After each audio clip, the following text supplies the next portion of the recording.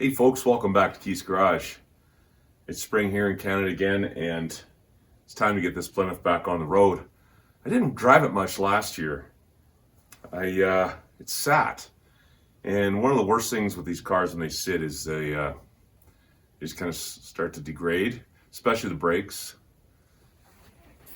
But I noticed when I was moving around the driveway last year and just in and out of the shop for different projects, my brakes were sticking on.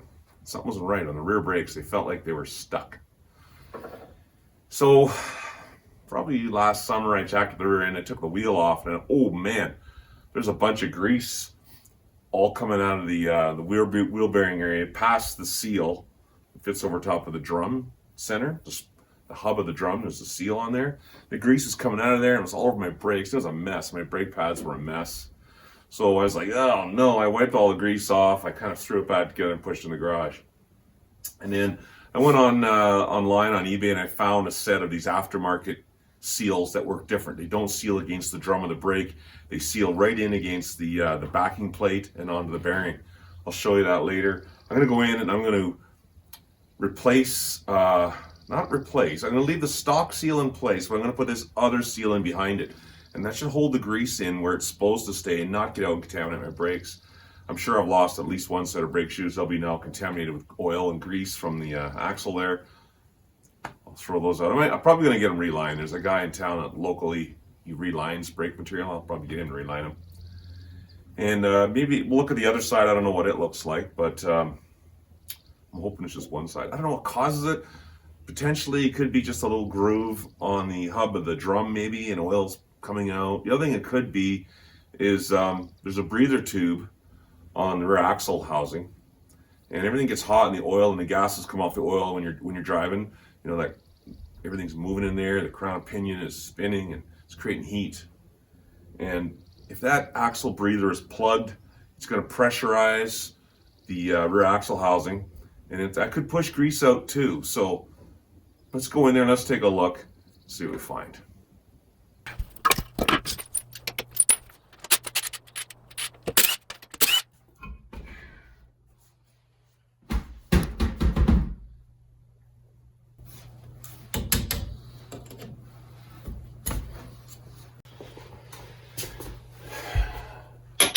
Inch and a quarter. Let's see if this bad boy will do it.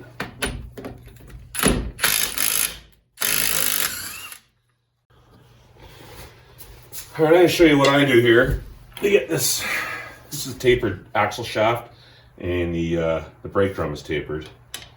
When you have to get your nut, get your washer off, get it out of the way. Put the nut back on, a few threads, and leave some room there. Because I'm going to pull that drum off, and when it comes off, I don't want it to go flying and hit my other car behind me here. So the nut will stop it. But this much gap here will allow it to break free. So you need a three arm puller.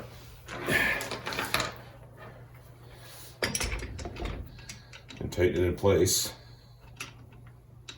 All right, for the new folks again, who have never been in here before, just picked up an old Chrysler product, this is the axle shaft right here. It's exactly what it looks like. This is the inner bearing. This is tapered. It's tapered smaller here. And when the drum goes on, it sits on here and it wedges in really tight. After you put 120 or 140 foot-pounds on that nut I undid, threads on here, it squeezes in there and it sits there for years. And it can rust in here and make it really hard to get off. So again, when you're putting the puller on there and you're hammering on it, you're threading on the nut, just a few threads here to stop this drum from flying off, because it's gonna be really hard. There's a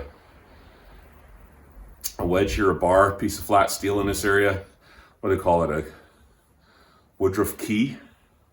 Long one sits in here, and the axle locks to the brake drum there, and it turns together. So there you go, there's your axle. That's exactly what it looks like. Let's get it out. One trick you can do when it's a real bugger is you could back that nut off there a few threads like I showed you. You could go for maybe a quick little short couple turns in a parking lot or outside your house on the road. maybe it'll break free. But this is kind of a better way to do it, is to use a puller. All right, so we've got all three threaded in, not real tight, just holding it in place for now. Because we're gonna center it. There's a little hole in the end of the axle shaft. My puller's got a little pin on the end of it. I'm gonna put that pin right in the center. And then you gotta get good, even tension on all three arms. I'm gonna start tightening it down. These are 3/4 inch. And see if we can get them all to pull at about the same, even, pull it evenly. Again, it's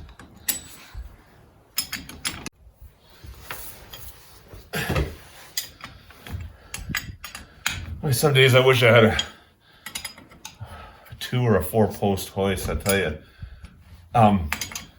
So far I haven't been able to generate enough revenue with my YouTube channel to buy a new house. Let alone a post. The hoist is not going to fit in my garage. The roof is too short. So the roof's too low. So we need a new house. That's not happening. All right, that's feeling pretty good in there. Good even tension. Now I'm gonna hammer this. That's gonna go in. The nut is still free, it turns on there. And it's gonna pop the axle off. Let's get that going. Comes with this little anvil here. Slides right on there. And I gotta bang it that way to tighten it. And now you got a hammer. And I'm gonna put on some safety glasses. I'm gonna stand on this side.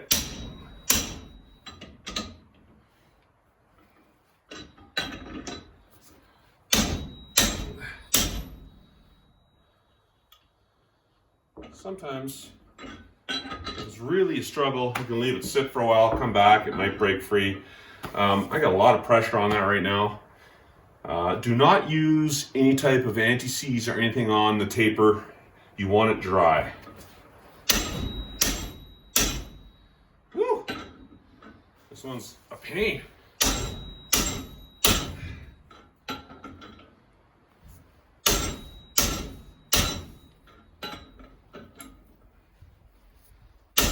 There it is.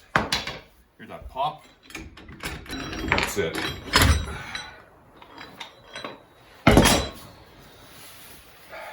Show you what goes on here. All right, so this is what's going on. We've got grease coming out of the center there, and there's a grease seal in there. And the grease is supposed to be on the other side of that seal. And it's starting to come out. You can see it here. If the brake shoes get grease all over them, that's a mess. That's not good. They're usually not reusable. You need new brake shoes. Once you get oil or grease on them, they pretty much are wrecked. So I'm going to clean this up, and I'll tell you what I think's going on here. I got a little bit of leakage there on that wheel brake cylinder right there. That's pretty normal. It's been sitting all winter. I might as well take it apart and just give it a little buff with some emery cloth. I'll reseal that cylinder again, put it back together. I have a feeling that the breather on my axle is plugged. What happens is when you're going down the highway and you're ripping for hours on end, the rear differential there inside that housing and back there, some people call it the pumpkin, some people call it the hogshead, the oil gets hot and everything gets hot. And it wants to expand and make the air gets hot. It wants to expand, and air will put force on the grease in behind there, come out and push out the grease. Let's go see if we can find the breather on this axle and check it. Okay, that's the grease. So that's the axle breather right there. This little thing right here. We're gonna take that apart, see if we can get some air moving through it. I just went and found the smallest pipe wrench I own. And a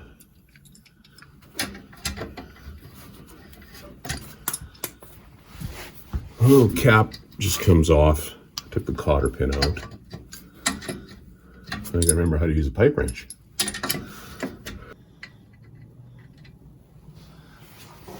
And it is indeed plugged. It is plugged solid.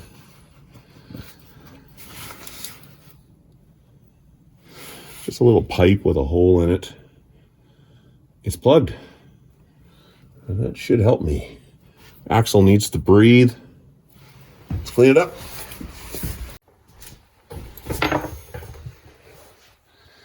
All right, look in there. It's all full of crud. I think it's brake clean.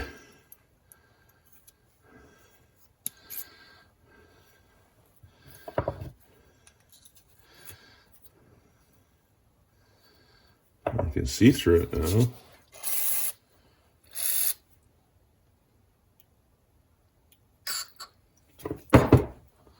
Looks like this wire mesh is probably supposed to act like a screen, I guess. Maybe I'll clean it up and put it back in there again. I can see through it now. I did not know to do that when I rebuilt that axle. And I should have. I overlooked it. I'm sure many of you might have too. But now you won't.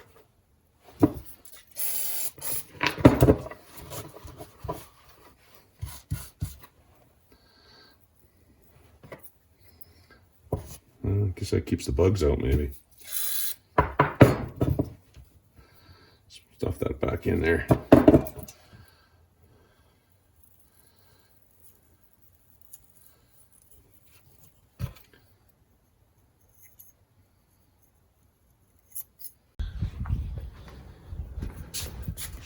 And I'm going to put some of my favorite sealant on there, thread sealant on the threads. Won't hurt.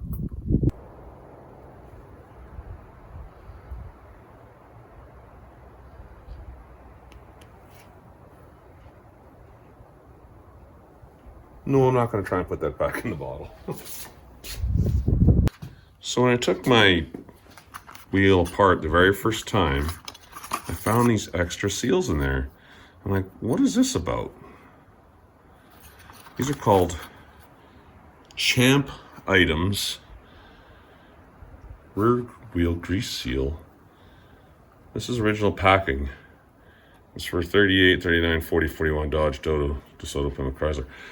So we're going to take the stock seal off, put these in behind it, and then you put the stock seal back on again. And apparently they say it's better and holds the grease better. Why not? I bought these because I saw the extra grease coming out on the bad axle there.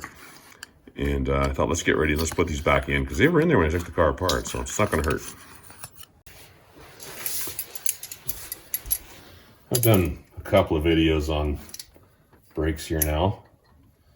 I basically just make a video every time I need to do a job. So that's why there hasn't been any videos lately. If you want more details on brakes, just watch one of my other videos. I'm not going to walk you through it in this one. Just going to do it. You can watch me if you want.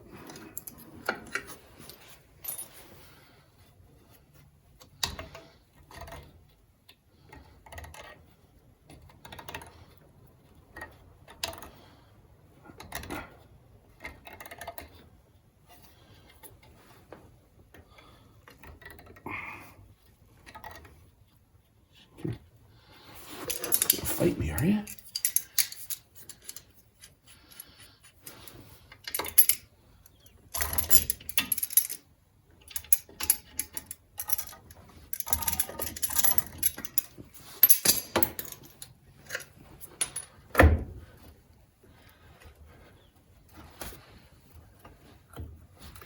Just open this up so I can reseal that. Take it out, clean it up. Put some, take an emery cloth to it. Now, all my brake fluid, in theory, could drip right out of my master cylinder and out this wheel group here, right? While it's apart. So I did make a little tool last year so that I can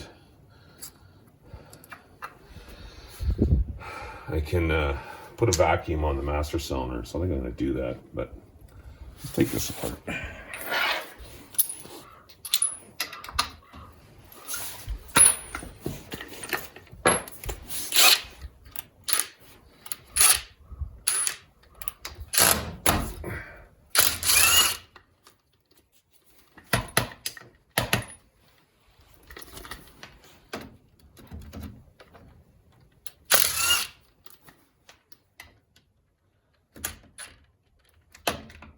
This is your seal. The seal sits here and it's supposed to stop any grease from going past the drum. It sits on, runs on the inside surface of the drum. I'll show you that.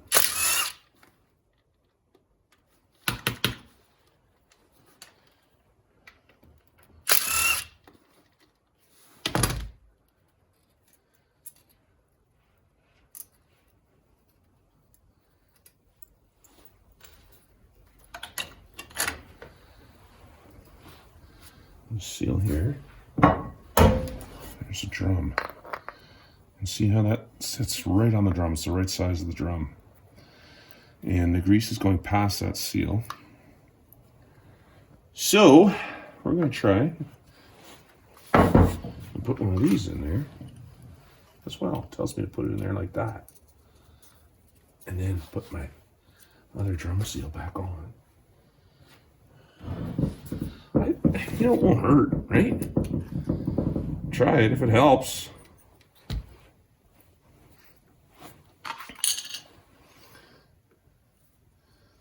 Mr. Champ items.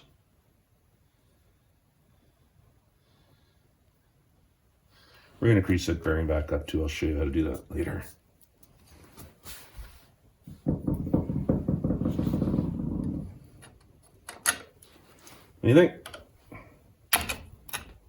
Why not?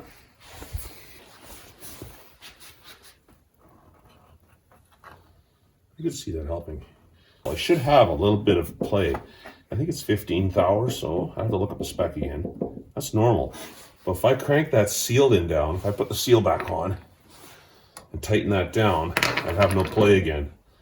So I think what I'm gonna do is I'm gonna try and this whole backing plate comes off, and there's shims behind there that set the preload on the bearing.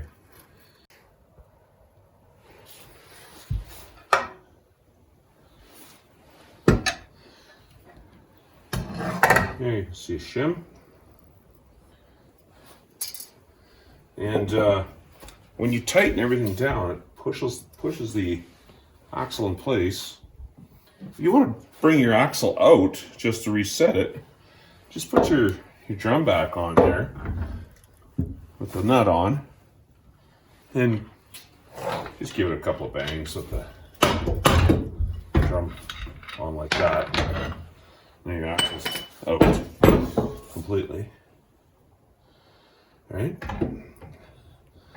That sits there like that. And there needs to be play on there. Because again, everything heats up and everything gets tight and it expands. If it gets too tight, it'll put pressure on the bearing, you'll fail this wheel bearing. So what we're doing here is we're just going to take I had zero clearance when I put that seal on there, that extra seal, and tightened it down.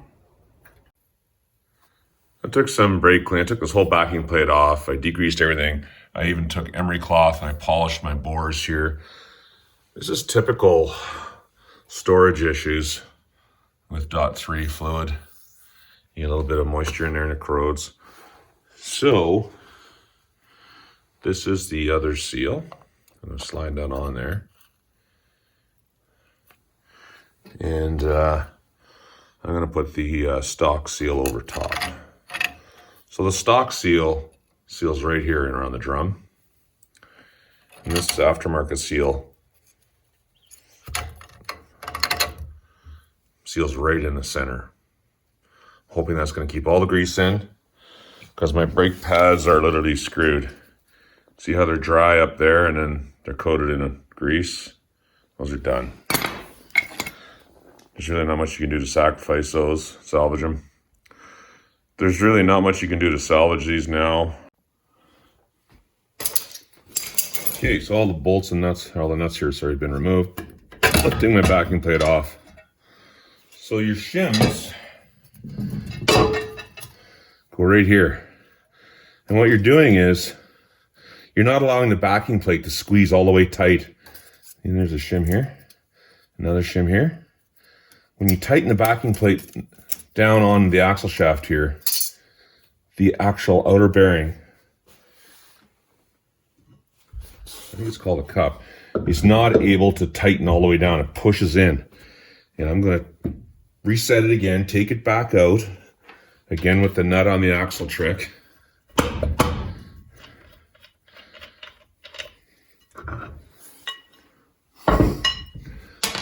This is the part I'm talking about. I think this is called a cup.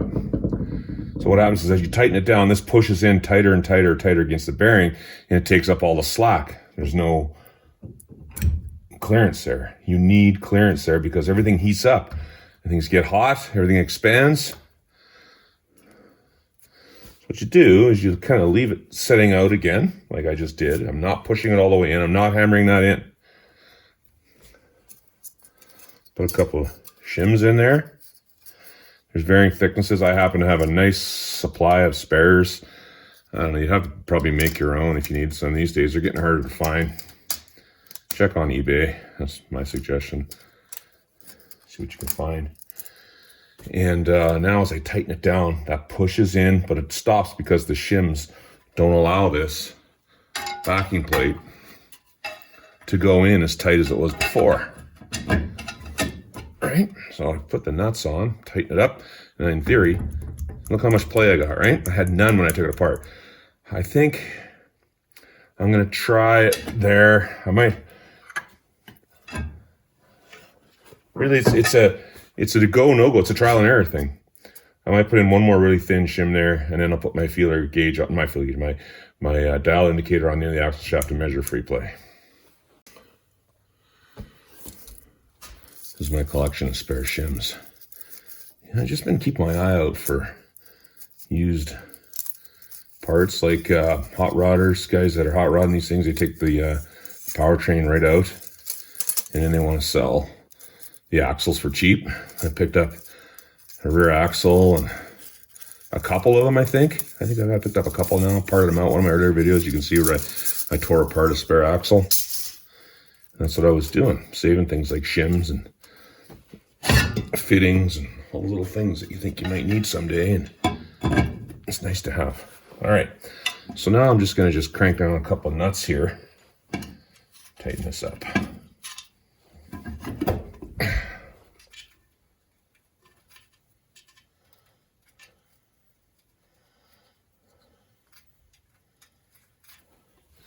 Again, gobs of axle play there.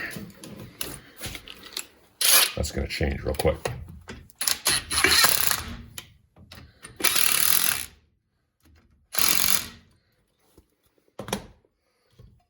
We're just pushing that bearing in, and it's home there.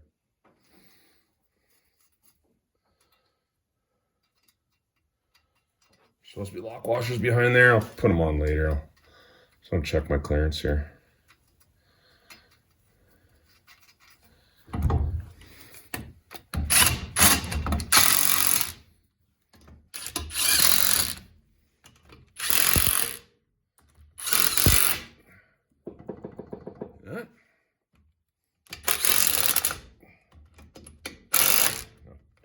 Too much isn't good either, but that might be too much. I think that's probably too much.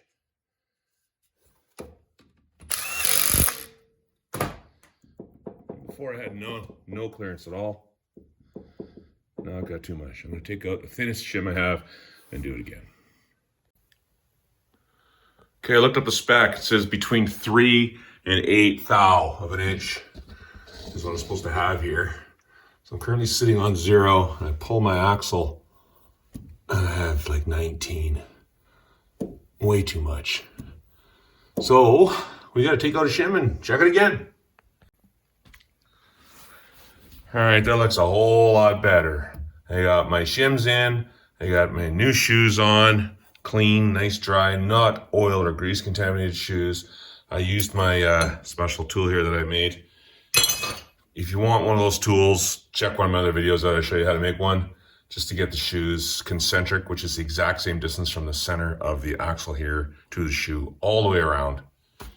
And it's ready to go back together. I'm going to, of course, bleed my brakes, put brake fluid back in, I'll go do the other side. And tighten these nuts down, I think, and that's pretty much it. Put it back together. Much better. Well, that's pretty much a wrap. The one seal there I completed, I showed you. I went and did the other side as well after.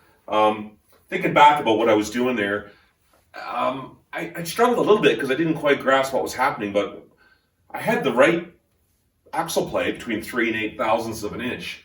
And then I put the seal in place, tightened it all down, and my axle play went away. I'm like, what's going on? In the center of the seal, there's a rubber surface that pushes against the bearing race. That's the center of the bearing. So when you tighten it down, it takes up any free play that you left.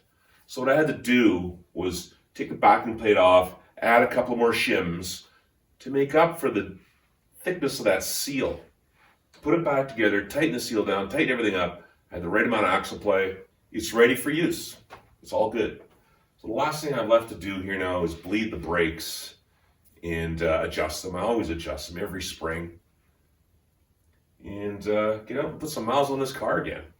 I didn't drive this one a whole lot last year. I really focused on my Chrysler last year. And I'm going to try and drive them both this year. You can't drive two vehicles at the same time, so this is a good old girl. I like her.